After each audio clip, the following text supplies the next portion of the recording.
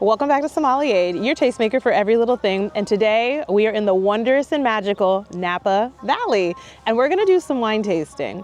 So here's my little spiel about Napa. I actually looked back to check. This is my 8th trip to Napa Valley. And there are some things that I feel like any person who's interested in making a trip to Napa should know or might wanna know about what the whole vibe is. So I'm gonna start off with this. Why is Napa Valley like such a famous place to go taste wine? Like, what is it about Napa? Why can't it be like other places? And the reason is because of the land here.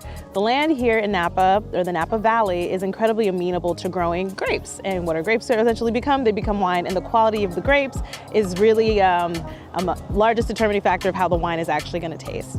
So let's talk about it. There's this thing, it's called the rain shadow effect. If you wanna know another way to say why Napa is such an advantageous place to grow wine, it's because of this thing called the rain shadow effect, which is a weather condition where there are like a mountain, a body of water, and then a valley.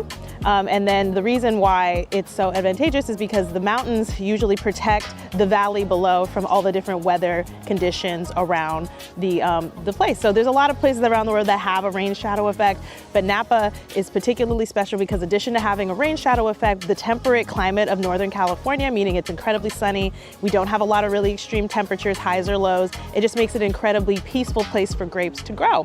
Which is why, once again, Napa Valley has become Napa Valley, and you're going to see an influx of wineries because it is one of the best places in the whole wide world to grow wines. And there are other rain shadow places around the world. There's some in Spain, there's some in Germany, but these other places, like in Germany, can be very, very cold in the winter, very, very hot. Like they have a lot of weather fluctuations. We don't really have that here in Napa. There's not a whole lot of weather fluctuations in Northern California at all. So that is why Napa is Napa. So another thing I want to note is that while the Napa Valley region, like the name of the geological valley is called Napa, Napa is actually a collection of a bunch of different cities. There's Rutherford, there's Sonoma, there's just like 7 or 8 different cities, I'll name them here, all around that make up the Napa Valley. So you may make a reservation at a winery and you'll be like, wait, this isn't actually zip coded in Napa, California. This is in Rutherford. This is in Sonoma. They're all part of the Napa Valley. The land produces grapes in this area that are very high quality. So you're not gonna, don't worry if you're going to Sonoma or something, you know, I'm not going to Napa, I'm going to Santa Rosa, no, none of that really matters because it's all being made in the Napa Valley. So let's talk about today. So today we're gonna be going to 4 different wineries. They've always been on my list, but I finally am back home for a couple of days and I finally got a chance to try them. Today we're gonna go to Mumm, we're going to go to Chandon. They have a 5-course tasting experience there. We're gonna be going to Dakota Shy, and we're gonna be going to Alpha Omega Wineries. All very fancy, all very nice, I'm very excited. And something else I wanna mention is that it's gonna cost you maybe about $75 a person to do a tasting in general, between $75 and $150. If you're really trying to spend a lot of money, you can go as much to $350 a tasting, but that's very, very rare. I'm gonna give you guys the cost breakdown of all the stuff that we do today. But Mumm, we do their just regular table stakes tastings with a couple of snacks, and that's $75 a person. I'll show you what comes with all of that. But yeah, I feel like I'm talking a lot. I cannot wait to hear what you guys think about this episode. Let me know if any of this information is helpful. And yeah, let's go taste some wines. Should be fun. So my first pick of the day was Mumm Napa. I love Mumm so much. It is one of my absolute favorite wineries in Napa because I think it's everything a winery is supposed to be. Aesthetically, absolutely gorgeous, overlooking these beautiful vineyards. And also sparkling wine is one of my favorite types of wine, and it is such a great way to start off a day of wine tasting. So first things first, every time I go wine tasting, at least, literally all 8 times I've been to Napa, I start off the day at Mumm.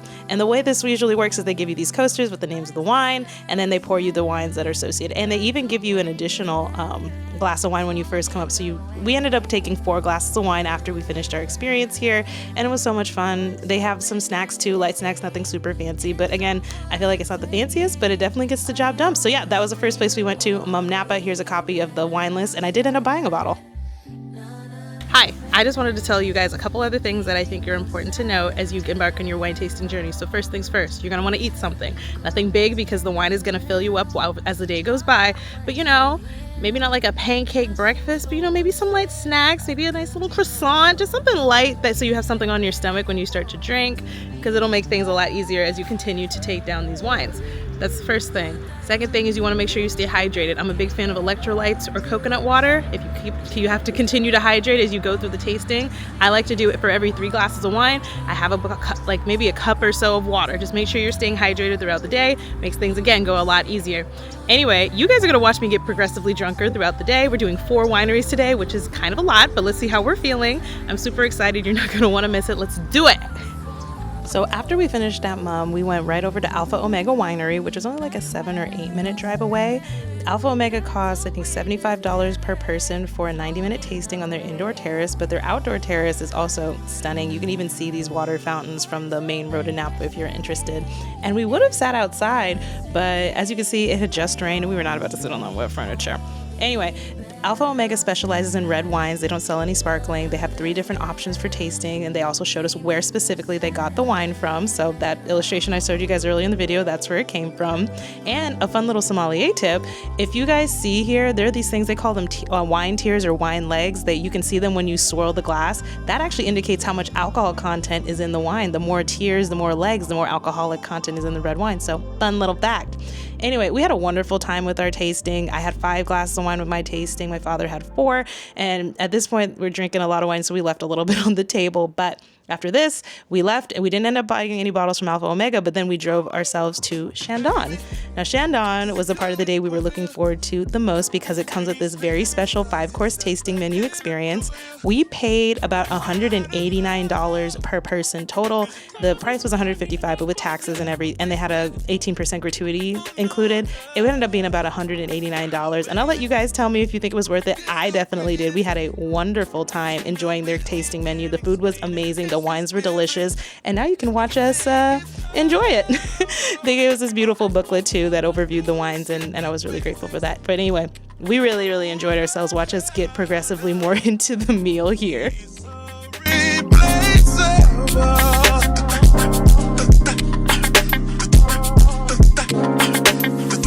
You're worth the chase, you're burning up.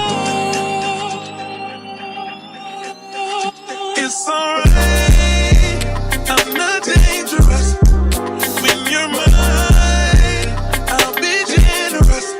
You're irreplaceable, collectible, just like fine China. Favorite, you're my favorite.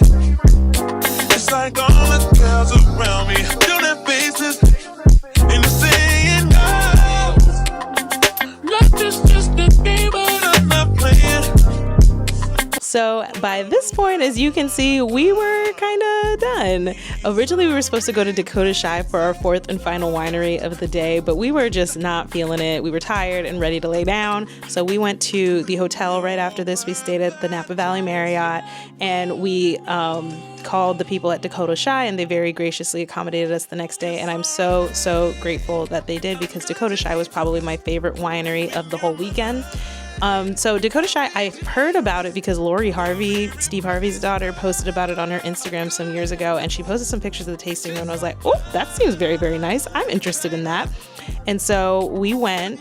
It cost $125 per person for the tasting, but oh my gosh, we got so much with it. We got the wines. You can see here, we had all 4 of those wines you see here. And we also had this incredibly intimate experience with the gentleman that's speaking to us here named Michael. He lives there on the property, and we were the only people scheduled out for the day to have a tasting. So he really took his time and explained to us where the wine came from, where they specifically get their grapes from, the story of Dakota Shy. And then he took us on a tour of where their barrels are held. They don't do too many bottles per year, so it felt very special and intimate. He even took us to a private area in the back of the winery where they have private events and, corporate retreats and different things like that. And you can, as you can see, the grapes that came directly from the vineyard for the wonderful wine that we tasted. It was probably the most special experience of the weekend. But when that finished, we went to Gott's Roadside. If anyone's looking for a really, really good post-wine meal, we had an absolutely delicious burger. And I think we've got some people from the culinary school that cook there. We saw the wine train, as you can see here. And all in all, it was an absolutely astounding and super, super fun weekend in Napa. And now I want to tell you guys about some wineries that I really, really like that may not have been wineries I visited on this particular trip, but some wineries that are absolutely worth your consideration if you are considering a trip to Napa. And that, my friends, is all I've got for this episode. Please like and subscribe to see more content like this. Please, please like and subscribe. I really need it to help grow the channel. And yeah, if you have any questions about any of the content that you have seen today, please let me know in the comments. I am eager to answer any questions people may have. And yeah, until next time, thanks so much for watching. I'll see you soon. Bye for now.